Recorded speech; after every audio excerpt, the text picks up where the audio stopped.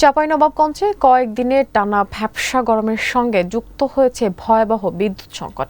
জেলার বিভিন্ন এলাকায় দীর্ঘ সময় ধরে লোডশেডিং হয়, জনজীবন বিপর্যস্ত হয়ে পড়েছে। এইচএসসি পরীক্ষার থেকে শুরু করে ব্যবসায়ী, শ্রমিক ও সাধারণ মানুষ সবাই চরম ভোগান্তির মুখে রয়েছেন। বর্তমানে জেলায় বিদ্যুতের চাহিদার তুলনায় গড়ে প্রায় ৩৫% বেশি ঘাটতি রয়েছে। বিদ্যুৎ বিতরণকারী প্রতিষ্ঠানগুলো তথ্য অনুযায়ী নেসকোর বিভিন্ন বিতরণ এলাকায় চাহিদার তুলনায় ৩০ থেকে ৪৬% পর্যন্ত বিদ্যুতের ঘাটতি রয়েছে। শহর অঞ্চলের পাশাপাশি গ্রাম অঞ্চলেও একই চিত্র দেখা যাচ্ছে। পল্লী বিদ্যুৎ সমিতির আওতায় প্রতিদিন প্রায় ৮০ মেগাওয়াট চাহিদার বিপরীতে মাত্র ৫৫ থেকে ৬০ মেগাওয়াট বিদ্যুৎ সরবরাহ করা হচ্ছে। ফলে পুরো জেলা জুড়ে পালাক্রমে দীর্ঘ সময় লোডশেডিং করতে হচ্ছে।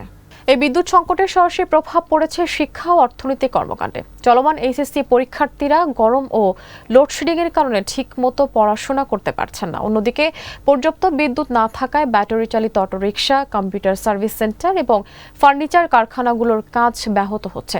অটোরিকশা ঠিকমতো চার্জ না হওয়ায় রাস্তায় যানবাহন কম নামছে, ফলে যাত্রীদের অতিরিক্ত ভাড়া দিতে হচ্ছে।